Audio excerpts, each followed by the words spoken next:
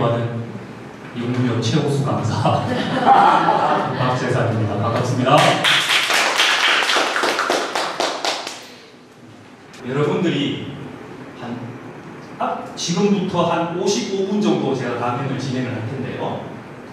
55분 뒤에는 이 제목이 찰떡이다 라고 아마 느끼실 겁니다. 그런 시간을 저와 함께 한 50여 분 가져보도록 하겠습니다. 자, 누구죠? 당군 할아버지, 그죠? 우리가 고조선 하면 일반적으로 뭐 당군 이렇게 연결되는데 대체로 고조선, 당군 뭐 이런 거 하면 어떤 이미지가 먼저 떠오를까요?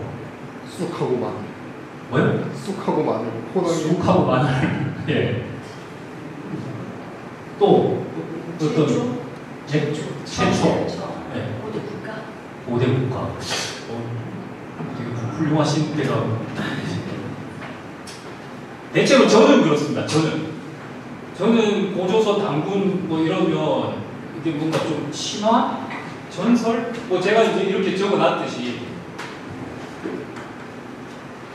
그러니까 왜 그렇게 느끼냐면 대체로 우리가 이제 고조선도 알고 고조선이 뭐 이제 우리 민족의 어떤 최초의 뭐 국가다 뭐 이런 거 어떤 등식처럼 뭐 이렇게 알고는 있지 않습니까? 그런데 실제로 이 고조선이 우리에게 구체적으로 어떻게 다가오느냐 라는 어떤 실체는 잘 없는 것 같아요.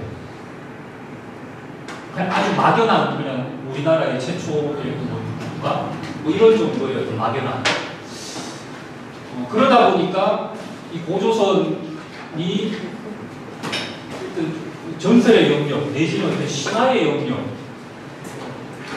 속에 있는가 하면 그리고 실제로 우리가 고조선과 관련돼서 그 유적 유물이나 뭐 이런 것을 우리가 가까이에서 어떤 접해보거나 뭐 그럴 기회나 경험 이런 게 상대적으로 없다 보니까 더 이렇게 멀게 내지는 더 막연하게 느껴지는 측면들이 있는 것 같습니다. 그래서 실제로 또 고조선 시대의 어떤 사람들이 어떤 수준의 어떤 삶을 살았는지, 어떤 문화를 향유하면서 살았는지에 대한 어쨌든 구체적인 어쨌든 이미지, 느낌 뭐 이런 걸 잘 갖고 있지 않은 것 같아요. 그래서 오늘 이제 그런 얘기를 주로 좀 해보려고 합니다. 앞서도 우리 선생님께서 이야기했듯이 고조선은 우리 민족의 최초의 국가입니다. 최초의 어떤 고대 국가. 뭐 보시면 아시겠지만 이 한반도를 포함한 이 만주 그리고 요동, 요소 지역까지 포괄하고 이런 넓은 강력을 보유하고 있으면서 그 세력권을 가지면서 근 3,000년 가까운 기간 동안 동북아시아에서의 어떤 고대 국가 강국으로서의 어떤 유지를 했던 것은 엄연한 역사적 사실입니다. 그래서 고조선은 기원전 30세기 초에 건국이 되어서 이 고조선이 당군조선, 후조선, 만조선까지 이 세 시기를 거치면서 기원전 108년에 한나라와의 어떤 전쟁에서 이제 멸망할 때까지 근 3,000년 가까이 유지되어 왔었죠.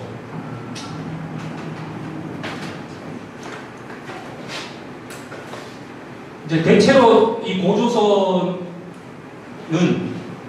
우리 그 청동기 문화와 같은 시기를 유지를 하고 있습니다.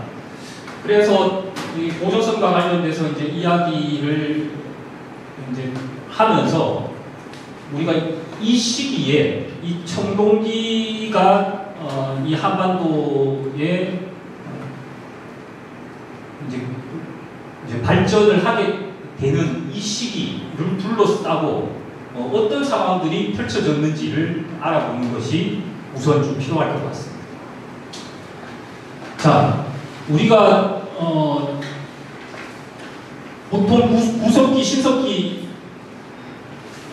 그리고 그 다음 청동기 시대 이렇게 넘어가는데, 보통 우리가 청동기 시대로 넘어가는 시기를 문명 시대로 전환된다, 뭐 이렇게 일반적으로 이야기를 좀 합니다.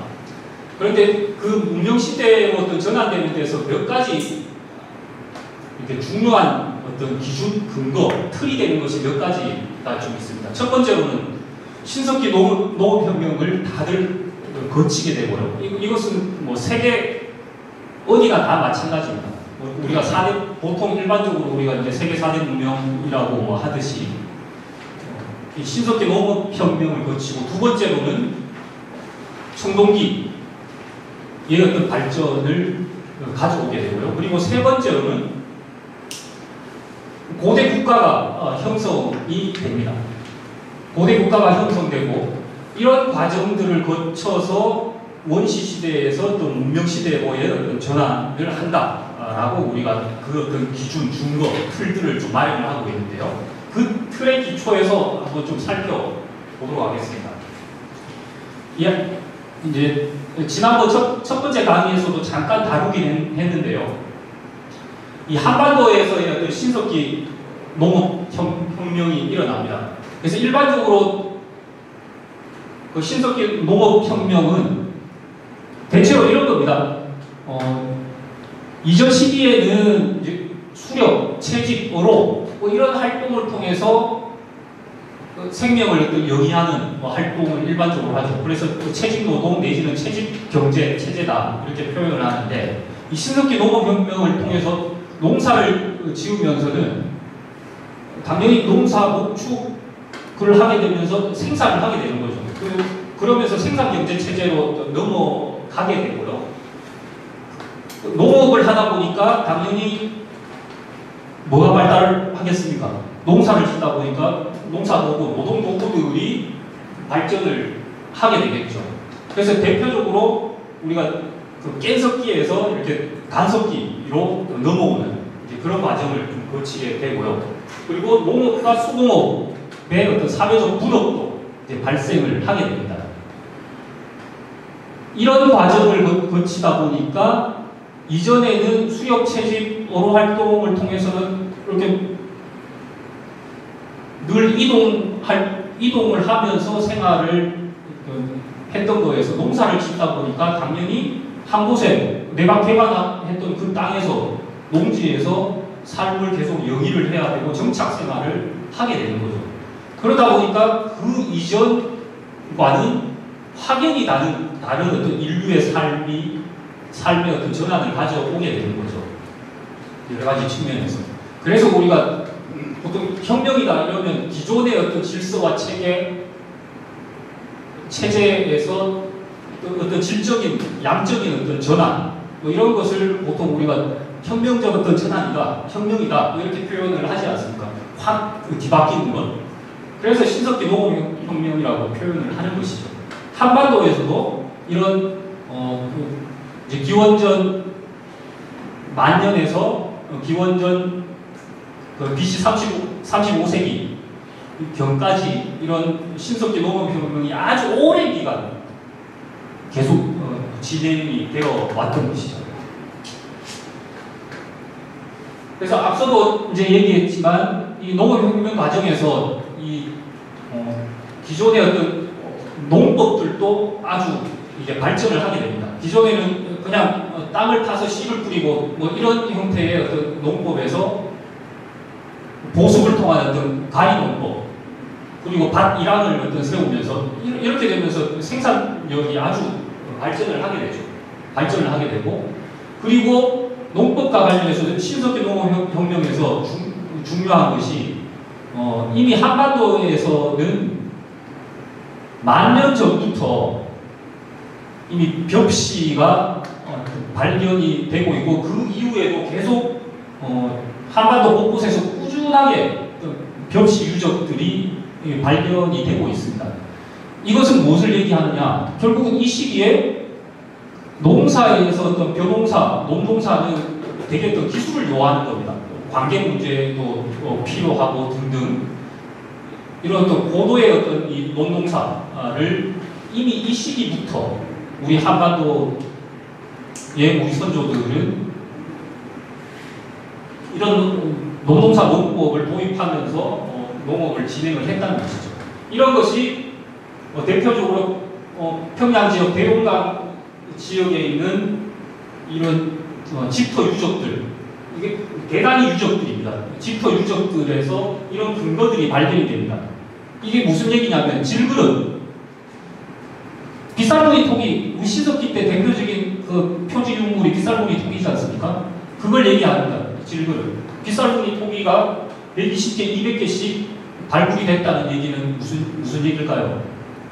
그리고 이렇게 84cm, 1m나 되는 어떤 큰 항아리 같은 큰 그릇들이 발견됐다는 것은 그만큼 곡식이나 이런 것들을 좀 저장하고 그런 데 썼다는 얘기이겠죠.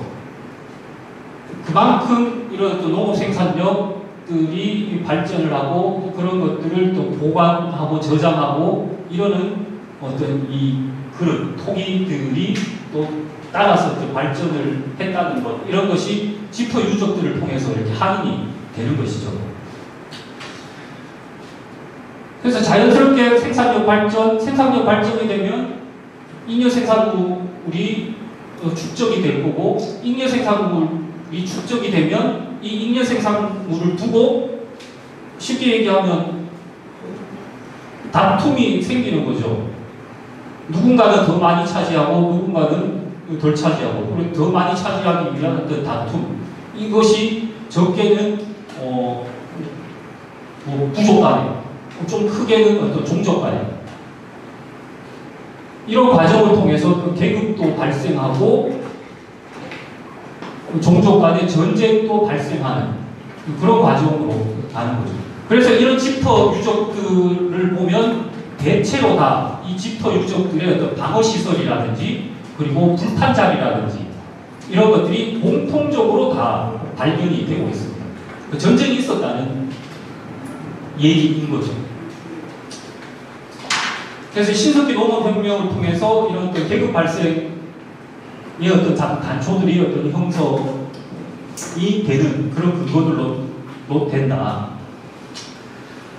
그리고 또 하나, 이 한반도에서의 어떤 신석기 농업혁명을 통해서 우리가 대표적인 어떤 표지유물, 빗살무늬 토기죠. 그죠?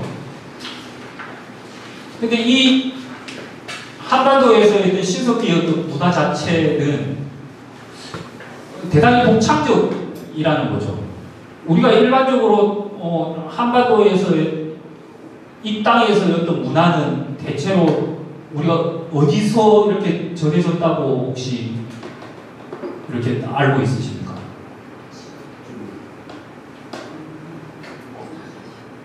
대체로 스키타이, 북방 아니면 중국 이런 쪽에서 다 뭔가 유래됐고 기원됐고 전수받았고 이렇다라고 대체로 이렇게 알려져 있습니다. 그게 전부 다 일제시대 때 일본 어떤 이 사학자들, 일본 학자들에 의해서 다 왜곡된 것들이 지금까지도 우리에게 그런 인식으로 전해져 오는 것들이죠. 그런데 한반도에서의 신석기 문화는 어디서 유래된 것이 아니라 이 땅에서 살고 있었던 우리 신석기인들이 자체적으로 독창적으로 만들어낸 그런 어떤 문화입니다. 자, 옆에 이게 시베리아 쪽에서 출토된 질그릇 토기입니다. 그리고 이것이 중국 쪽의 신석기 그릇 토기고요. 당연히 저것은 우리 한반도와 만주, 주로 이제 한강 내지는 대동강 유역 이쪽에서 많이 출토된 빗살무늬 토기. 가령 이 북방 지역이나 중국 쪽에서 유래되고 기원이 되었다면 우리 토기와의 어떤 공통성이나 이런 게 존재를 해야 되지 않습니까? 그런데 여러분들 보시기에 이게 공통점이 있으십니까? 없어요. 전혀 없으시죠. 똑같은 거는 흙으로 만들었다는 건 유일하게 딱 하나가 공통점입니다. 그 외에는 공통점이 없습니다. 오히려 뭐 사람의 어떤 미적 감각에 따라서 다르긴 하겠지만 오히려 시베리아나 중국에서 출토된 이런 어떤 토기들보다 우리 한반도에서 만들어진 우리 토기가 어떻습니까? 우아하죠, 진짜. 그냥 하는 얘기가 아니라 훨씬 더 이 조형미나 균형미나 그리고 또 기하학적인 어떤 문이나 뭐 이런 것이 훨씬 더 아름답고 균형감 있고 그렇지 않습니까? 그런데 이런 것이 이때만 그런 것이 아니라 그 이후에 예를 들면 고려의 어떤 청자라든지 조선의 어떤 백자라든지 이런 것도 전부 다 아주 단아하고 균형감 있고 조형미 있고 막 뭐 중국의 뭐 이런 자기들 같이 화려하고 막 채색을 하고 뭐 그렇지 않지 않습니까? 그런 어떤 전통과 문화들이 이때부터 예전부터 일관되게 우리 민족에게는 이렇게 전수되고 전승된 그런 문화다라고 이야기할 수 있을 것 같습니다. 이렇듯이 이 신석기 시대부터의 이 땅에 살고 있는 우리의 어떤 선조들은 독창적인 문화를 이때부터 뿌려나갔다 라고 할 수 있을 것 같고요. 네. 그리고 한반도에서 다음으로 이제 청동기 문화는 한반도에서 대체로 기원전 35세기 경부터 시작되었다라고 할 수 있겠습니다. 그 근거로는 저 35세기경의 어떤 집터 유적들에서 청동기 시대의 어떤 대표적인 어떤 표지 유물인 어떤 팽이형 토기 뭐 이런 것이 다량 어떤 출토되고 있고요. 그리고 기원전 31세기에는 평남 성천군 용산리에 있는 모인돌에서 이런 청동 조각이 출토가 되었습니다. 이 역시도 마찬가지로 이 청동기 자체도 대체로 청동기는 실제로 그 시베리아 북방 쪽에서 또 유입됐다, 기원됐다 뭐 이렇게 뭐 스키타이 문명 뭐 이런 얘기들을 많이 하는데 이 역시도 중국에서의 어떤 청동기 시작은 BC 20세기입니다. 중국 자체에서도 BC 2070년에 하나라가 성립되고 그때부터 청동기가 시작되었다라고 중국에서 그렇게 주장을 합니다. 근데 그것조차도 우리는 하나라, 중국의 하나라고 하는 전설 속의 나라로 평가되거든요. 근데 실제로 중국에서 이 BC 20세기부터 청동기가 시작되었다라고 하는 어떤 구체적인 근거들은 그렇게 있지 않습니다. 아무튼 그럼에도 불구하고 어쨌든 중국의 어떤 청동기가 BC 20세기 정도부터 시작이 된 거고요. 그리고 시베리아의 카라스프 문화라든지 그리고 오르도스 청동기 문화라든지 이런 것들도 다 기원전 12세기 경부터 시작이 됩니다. 이렇게 보면 우리 한반도에서의 어떤 청동기의 시작은 우리가 4대 문명이라고 하는 중국보다도 근 1000년이 앞서는 청동기 문화의 어떤 시작이다라고 할 수 있을 것 같습니다.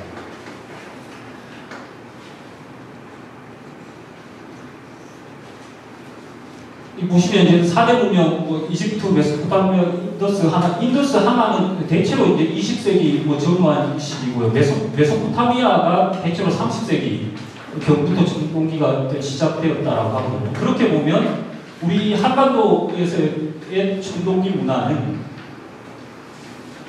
메소포타미아 문명과 거의 비슷한 시기에 청동기 문화가 시작되었다라고 볼 수 있을 것 같습니다.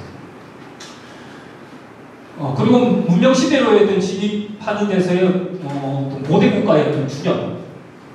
그래서 이 고대 국가가 형성됐냐 그렇지 않냐라는 것을 우리가 몇 가지 근거를 들어서 이야기할 수 있을 것 같은데요. 그 중에 첫 번째는 고대 성곽 유적이 존재하냐 그렇지 않냐. 이게 지금 그 평양에 있는 황대성 그 유적인데요, 성터 성곽인데요.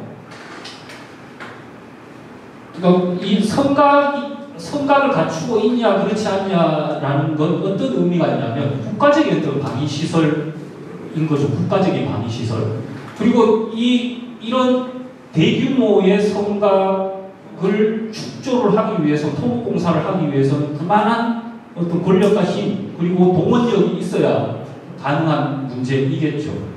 그것은 국가 권력이 할 수 있는 국가 권력이 아니고서는 할 수가 없는 그런 문제입니다. 그래서 이런 고대의 어떤 성곽 유적이 존재하나 그렇지 않냐는 대단히 중요한 문제로 바라보고 있습니다.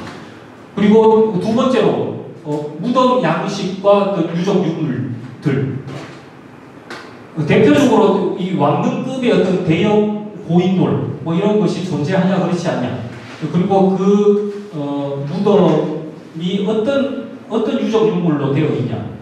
그래서 실제로 어떤 평양 대동강 유역에는 거의 200기 가까운 이런 왕릉급 대형 고인돌들이 출토되고 거기에서 유적 유물들이 발굴이 되고 있습니다. 그 얘기는 그만한 어떤 권력과 힘을 가진 사람들의 어떤 무덤으로서의 어떤 고인돌이 그렇게 그 지역에 존재를 한다는 얘기인 거죠. 그러면 그 오랜 기간 동안 그런 어떤 지도자 권력자들이 이런 어떤 무덤들이 형성되었다라는 어떤 근거고 어떤 증거가 되는 것이다라고 이야기할 수 있을 것 같습니다.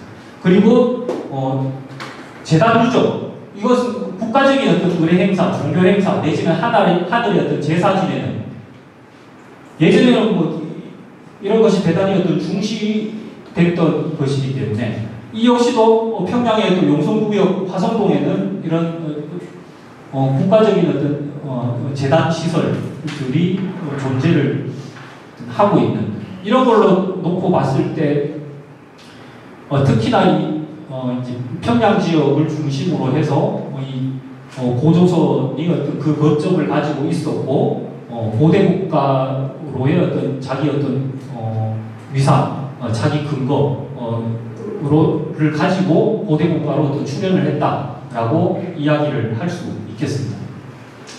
자, 이같이 신석기 농업혁명을 거치고 그리고 청동기 문화를 발전시켜오고 그런 과정에서 고대 국가로 또 출현된 이 고조선의 이 고대 문화의 특징들 몇 가지들을 좀 살펴보도록 하겠습니다. 우선 앞서도 우리가 신석기와 관련해서도 얘기했지만 이 고조선 고대 문화의 주요한 문화는 청동기입니다. 이 청동기 문화가 아주 독창적으로 또 창조되고 또 발전되었다라고 이야기할 수 있겠습니다. 그 외에도 이 고조선 시대, 청동기 시대의 어떤 표시 유물이라고 할 수 있는 뭐 팽이형 통이라든지 미송리형 단지 그리고 고인돌 무덤 이런 것들도 있지만 오늘은 주요하게 이 청동기와 관련해서 주요하게 전부 다 살펴보면 뭐 시간상 어떤 제한이 있기 때문에 청동기를 위주로 좀 살펴보겠습니다. 여러분들 잘 아시죠? 네. 그죠? 비파형 동검 내지는 비파형 단검. 청동기 시대의 어떤 대표적인 유물이 되겠습니다.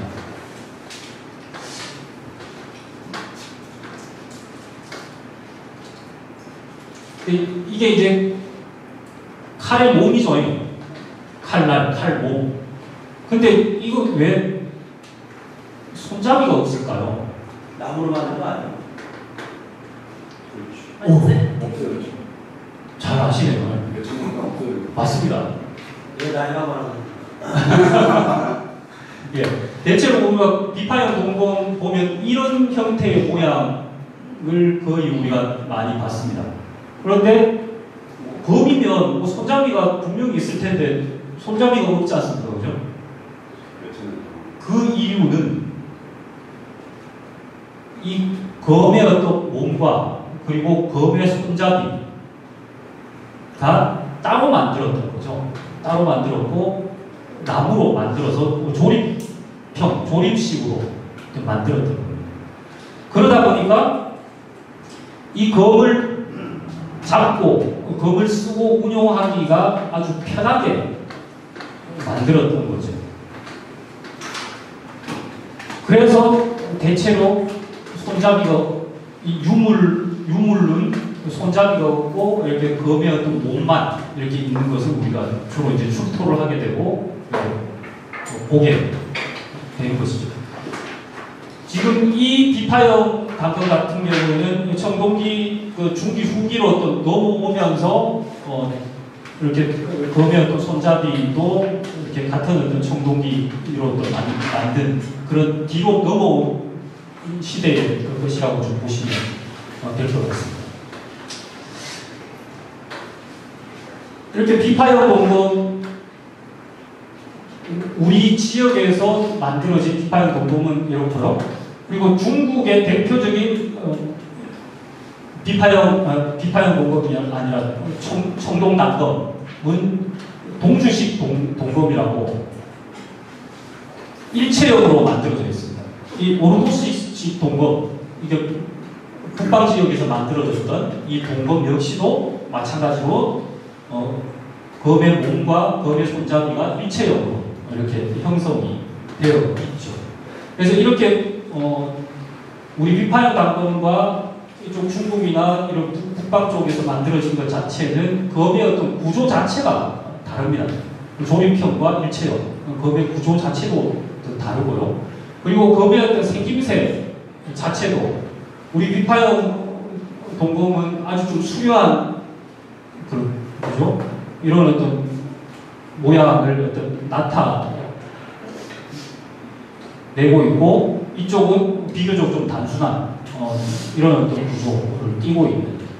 그래서 확연하게 이 중국의 청동 단검이나 북방 쪽의 어떤 단검과 우리 이 한반도 지역에서 만들어지고 사용된 단검, 동검은 확연하게 그 구조와 생김새와 모양과 이런 것의 어떤 차이를 보인다.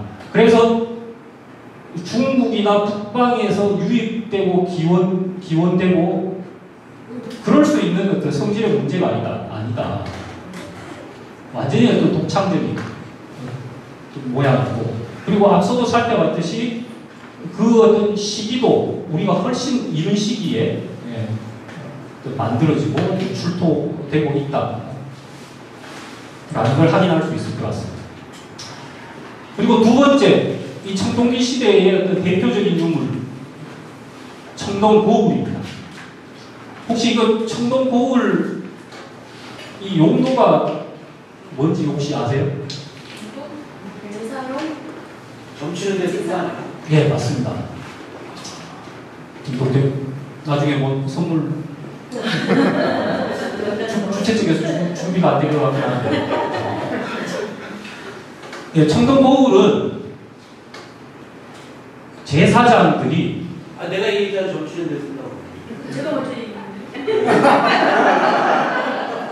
뭐 어떻게 싸우지 마시고요. 네. 제사장들이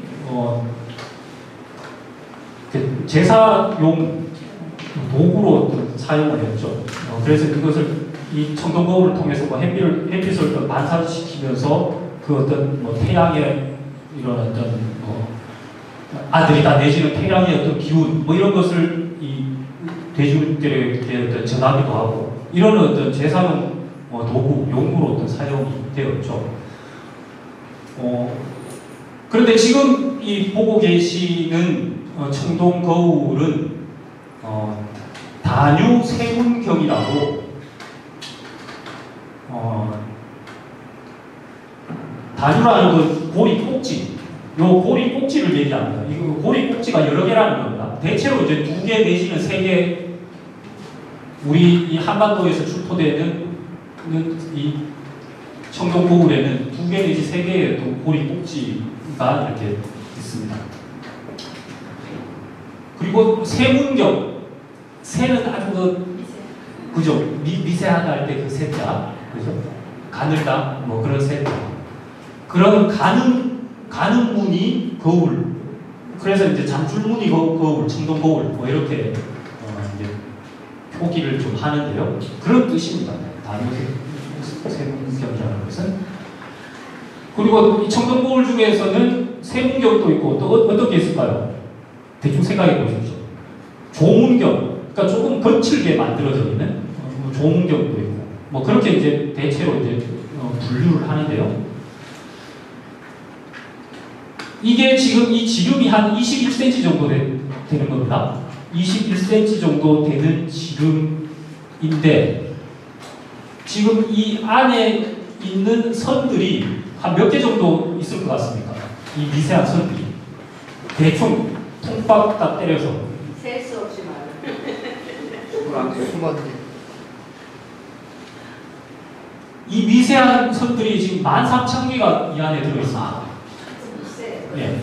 이 21cm 지름의 이 청동거울 안에 13,000개의 이런 기하학적인 어떤 무늬로 만들어져 있는 선들이 13,000개로 이루어져 있습니다. 그리고 요게 이제 확대한 건데요. 요 선과 선의 또 간격이 어느 정도일 것 같아요? 머리카락. 나놓고 대략 0.2mm에서 0.3mm.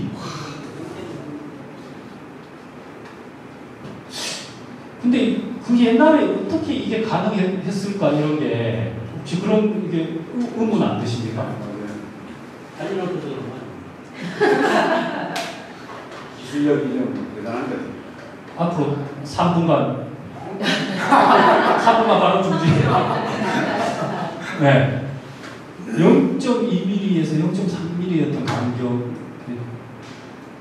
이런 어떤 청동 기술을 우리 고조선 시대 우리 선조들이 보유를 하고 있었던 거죠. 그래서 이게 지금 이것은 논산 지역에서 출토된 겁니다. 논산훈련소에서 출토된 1960년대에 출토가 된 거고 지금 이게 국보 141호인가 광역시 그죠? 아마 그렇게 되어 있을 텐데 그래서 이게 출토된 이후에 현대 기술로 이것을 재현을 하려고 했는데 하기는 했대요. 비슷하게. 근데 그게 쉽지가 않았대요. 현대 기술로도 쉽지가 않았대요. 그렇듯이 우리 고조선인들의 어떤 청동 기술이 그만큼 뛰어나고 발전된 기술이었다.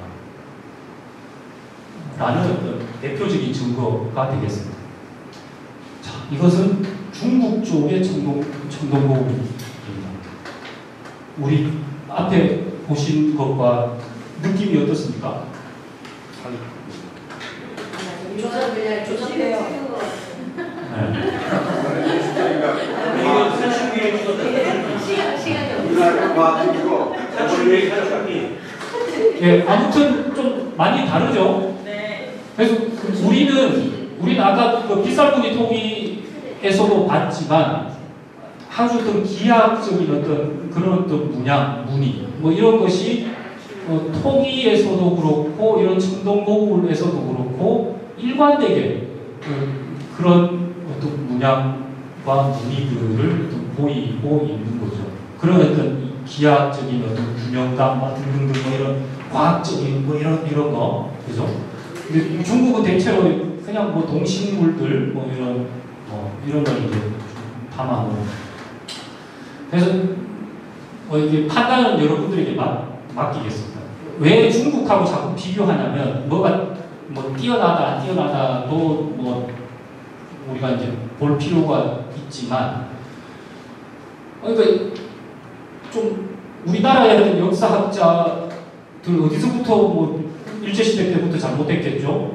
역사학자들은 전부 다 애지간하면 중국 어디에서 유입되고 기원됐고 뭐 어디서 유입되고 기원되었고 그것을 찾는 게 마치 학문의 어떤 성과이냐 뭐 그런 것 같아요. 근데 그렇지 않다라는 것을 우리가 실제로 증명하고 확인하는 것이 필요하지 않겠냐라는 생각이 좀 드는 거죠. 자, 이거는 청동 교회 장식입니다. 교회, 서커스 공연 뭐 이런 거죠. 교회다. 근데 이 고조선 이 시기에 이미 교회 공연, 그게 뭐 아주 지금같이 잘 뭐 이렇게 정리되어 있던 공연은 아니더라도 그런 문화가 있었다는 거죠. 이미 그 시기에. 그런 어떤 문화를 또 향유하고 함께하고 했던 문화가 있었던 거고, 이렇게 또 정교하게 또 청동 기술로서 이런 것을 구현하고 만들어냈던 이런 것이 어떤 고조선 시기의 어떤 문화였고, 이것을 청동기 문화로 구현을 하고 있다라는 겁니다. 근데 앞에서 봤듯이 우리나라의 어떤 청동기가 저렇게 훨씬 우수하고 예술적이고 그럴 수 있었던 것은 그만큼 청동 학금 기술이 발전했기 때문에 가능했던 것이죠. 기본 원료는 구리, 동인데 거기다가 구석과 납, 이 세 가지 원소를 합금을 해서 사용을 했답니다. 구석은 어떤 성질이 있을까요?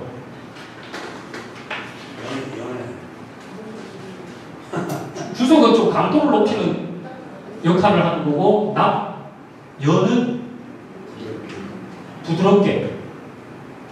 그러니까 용도에 따라서 강도를 높여야 되는 청동기를 만들 때는 주석의 함량을 높이고, 예를 들면 청동방울이라든지 뭐 그런 것들은 좀 연하게 이게 구조를 많이 해야 되니까 이런 납의 비율을 더 높이고 하면서 청동기를 만들었다는 거죠. 이미 이 시기에 그런 합금 기술, 합금의 어떤 원리를 이해를 하고 합금 기술을 사용을 했다는 거죠. 이것은 그냥 하는 얘기가 아니라 청동기들의 어떤 분석을 통해서 이 합금의 어떤 비율 뭐 이런 것들, 제가 이제 그 표를 같이 넣었으면 더 좋았을 텐데 뭐 이제 그러지 못했는데, 확인된 결과가 이렇게 나오는 겁니다. 그에 반해서 중국의 어떤 주나라의 청동주조법은 주나라의 어떤 사서에 나와 있는데 구리와 주석 이원소 합금으로 중국은 만들었습니다. 이런 어떤 합금 기술에서도 우리의 어떤 청동기의 어떤 우수성 뭐 이런 게 존재한다라는 거고요. 그리고 자, 제철 기술과 관련해서도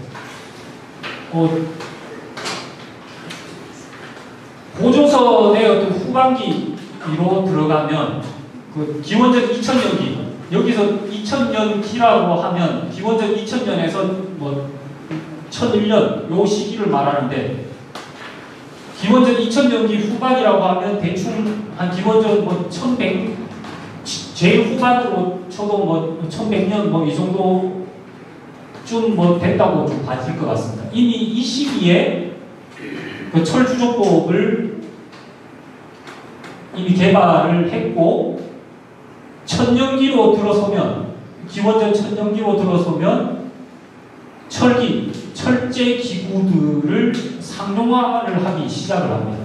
고조선에서. 그러니까 이렇게 놓고 보면 이 제철 기술과 관련해서도 이 메소포타미아 문명에서 대체로 기원전 1200년에서 1000년 사이에 제철 기술이 개발됐다라고 하거든요. 그리고 중국에서도 한 기원전 1100년경. 그러니까 이게 소위 이제 세계 문명들의 어떤 제철 기술의 어떤 진행 속도와 거의 같이 가는 거죠.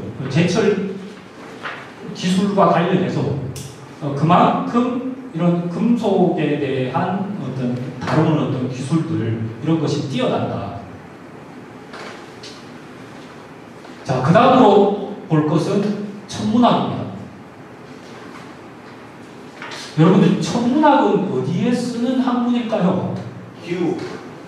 기후, 농사. 농사. 그렇죠. 농사가 더 좋아. 네. 그러니까 우리가 그래서 천문학 이러면 천문학을 어디에 쓰냐라고 할 텐데 우리의 생활과 아주 밀접한 것이죠. 실제로 이 시기에 이제 신석기 농업혁명을 통해서 또 농업 생산력을 또 증대시키고 뭐 이런 과정에서 농기구만 발전된다고 해서 농사가 잘 되는 건 아니죠. 대체로 절기 이런 거 되게 중요시하지 않습니까? 절기 뭐 이런 거에 따라서 언제 비가 올지, 언제 추워질지, 언제 서리가 내릴지 뭐 이런 것을 따라서 뭔가 농사 계획을 세우고 그에 따라서 뭔가 방비하고 대비하고 뭐 이런 걸 잘해야 농사를 잘 짓는 거지 않습니까? 그래서 뭐 예전에 하늘에 제사 지내는 것도 뭐 그냥 지내는 게 아닌 거잖아요. 그런 거 잘 되게 해달라고 뭐 제사 지내는 거였지 않겠습니까?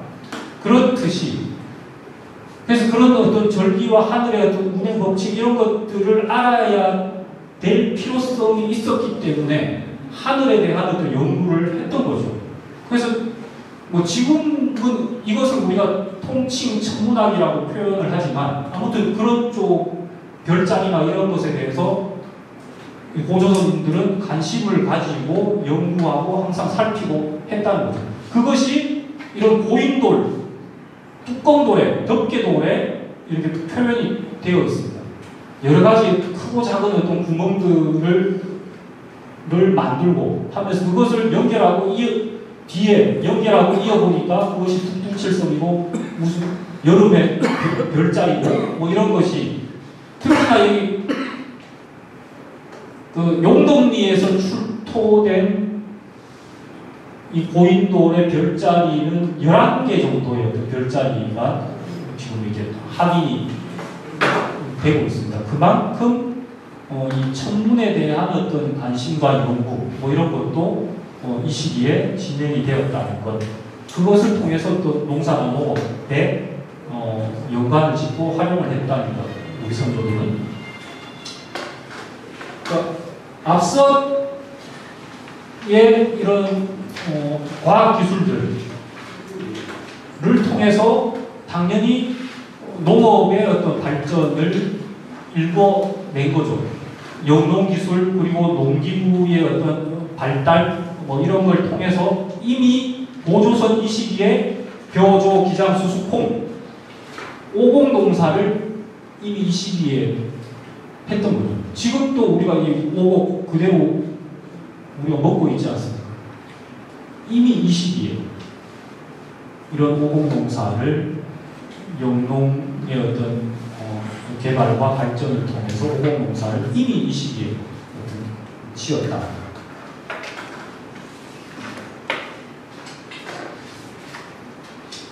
자, 그리고 농업뿐만이 아니라 이런 직접 사람의 지금 시기에도 그렇지 않습니까?